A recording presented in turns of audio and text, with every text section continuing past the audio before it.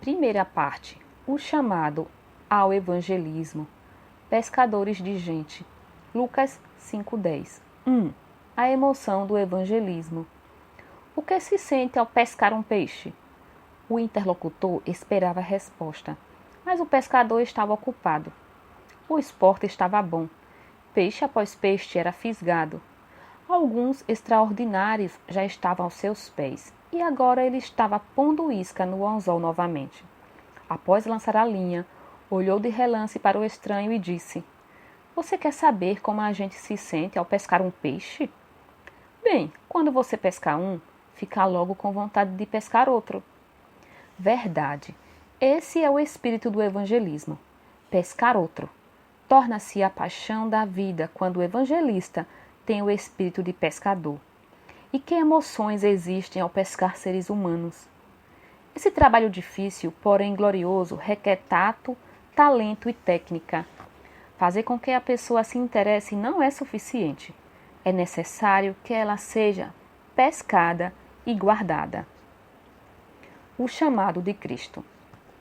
Jesus passou sua infância próximo ao mar da Galileia. Durante muito tempo, observou os pescadores em sua atividade diária de lançar, puxar e remendar as redes, até que essa operação se tornou para ele uma parábola de sua própria missão no mundo. Quando chegou o tempo de escolher e chamar os primeiros evangelistas, escolheu pescadores. Venham comigo, e eu os farei pescadores de gente. Mateus 4,19. O que ele realmente queria dizer era: venham, vivam comigo. Partilhem meus fardos e minhas alegrias. Comam comigo. Palmilhem as estradas poeirentas comigo. Visitem os mercados. Entrem nos lares do povo. Passem a noite comigo no santuário silencioso da oração. Aprendam de mim a amar, chorar, vigiar e orar. Então serão pescadores de gente. Foi um grande desafio e uma oportunidade sem igual. Pedro e André eram homens ocupados. Estavam lançando suas redes quando Jesus chamou. Quando o Senhor quer obreiros, sempre procura as pessoas ocupadas.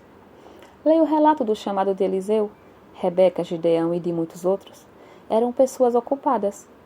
Um grande pregador do século passado declarou que nenhum preguiçoso entraria no reino, muito menos se tornaria um trabalhador, batalhando contra as ondas da oposição, esforçando-se para salvar seres humanos.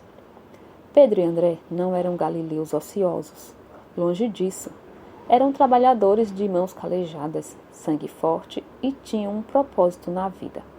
Aprenderam a trabalhar sob quaisquer condições atmosféricas e não contavam seu tempo por horas, mas pelos resultados. Naquela altura da vida, já haviam alcançado sucesso no campo de trabalho escolhido. Eles foram os homens que Jesus chamou. Como pescadores, podiam aprender mais depressa a arte de evangelizar pessoas, porque o negócio de sua vida havia sido uma preparação inconsciente para a obra do evangelismo. Pescar é um ofício duro e arriscado. Naturalmente, o pescador esporádico que passa 2 férias fascinado pelo anzol e pela linha cai em uma categoria inteiramente diferente daquele tipo de pessoa que faz da pesca o seu meio de vida. Lições de uma aldeia de pescadores. Muito tempo atrás, eu estava fazendo visitas de casa em casa na parte sul da Austrália. Ali encontrei o jovem Alec, que parecia sobressair-se em seu grupo. Logo formamos uma amizade agradável. Ele tinha bom porte físico e era muito simpático. A pequenina vila pesqueira, quieta e repousante na qual vivia, parecia pertencer a outro mundo, quando comparada à grande metrópole, a cerca de 100 quilômetros de distância. Durante todo o dia eu havia estado visitando os lares, conversando com aqueles pescadores sobre as coisas relativas ao reino de Deus. À noitinha, encontrei meu novo amigo para um passeio pelo quebra-mar. Dialogamos despreocupadamente sobre nossas respectivas ocupações, que eram tão semelhantes, ambos pescadores, mas de espécies diferentes. Logo outros jovens se juntaram a nós, e Alec, certamente seu líder, apresentou-os como um grupo de amigos e colegas pescadores. Eram pessoas saudáveis e simples. A noite de verão era agradável e naquele tempo o cinema não era comum. Rádio e televisão nem eram sonhados. Assim, enquanto as ondas quebravam os cais, nós conversamos e cantamos por um bom tempo. Mais ou menos às 22 horas, começamos a nos retirar, quando casualmente Alec observou. Dentro de 3 horas estarei lá, em meu barco. 3 horas? Perguntei. Será 1 hora da madrugada? Você começa a trabalhar no meio da noite? Às vezes, replicou. Como o senhor vê, as marés determinam minhas horas de trabalho. Tenho que pescar quando os peixes estão correndo. Eu estava interessado e desejoso de saber mais. Então, conversamos durante mais de 1 hora. Quantas coisas aprendi sobre as marés e as tempestades. Naquele ponto da costa, a maré tem enchentes e vazantes fenomenais, variando entre 3 e 5 metros, de acordo com a estação. A vida inteira de Alec era conduzida conforme esse fenômeno natural. Seu trabalho não tinha feriados. Quando entrava em seu barco, não o fazia por lazer. Saltar do barco às 3 da madrugada, atravessar as partes menos profundas por 1 hora ou mais, com água gelada pela cintura, enquanto a geada caía na terra, e lançar a rede sem saber se uma raia ou mesmo um tubarão poderia disputar o direito de passagem, não são experiências que atrairiam um covarde. Ele fazia tudo isso e mais inúmeras coisas igualmente não atrativas, dia após dia, mês após mês, durante anos, sem férias ou descanso, exceto no dia de Natal. E ali estava ele, continuando sua pesada rotina sem se queixar.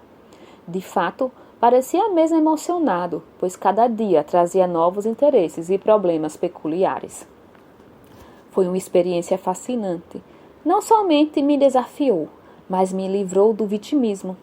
Era tarde quando fui para o quarto, mas antes de me deitar, pensei um pouco. Eu estava disposto a organizar minha vida conforme as marés do interesse humano? Eu me atiraria voluntariamente à luta para pescar seres humanos, como Alec e seus colegas faziam para apanhar peixes? Sóbria e humildemente, com nova devoção, eu me reconsagrei a Deus, ao seu serviço naquela noite. Sim, a pesca é um trabalho árduo, bem como é o evangelismo, mas existem compensações que superam as dificuldades e os perigos da pesca de gente. É um grande momento quando recolhemos os peixes, dizia Alec com entusiasmo. Durante muitos anos em meu ministério, pude comprovar a veracidade de suas palavras. Contemplar uma multidão ansiosa e expectante. Perceber que milhares ouvirão a voz de Deus por intermédio de sua palavra. Observar a fisionomia de cada um enquanto a mensagem proclamada encontra resposta no coração deles. E, sob a direção do Espírito de Deus, recolher com alegria a rede e encher o barco. Sim, é um grande momento. Essas coisas, entretanto, não acontecem por acaso. Atrás das cenas está a preparação, observação, organização e consagração. Muitos fatores se combinam para produzir o sucesso evangelístico. O evangelista deve observar as marés, pois deve pescar quando os peixes estão correndo.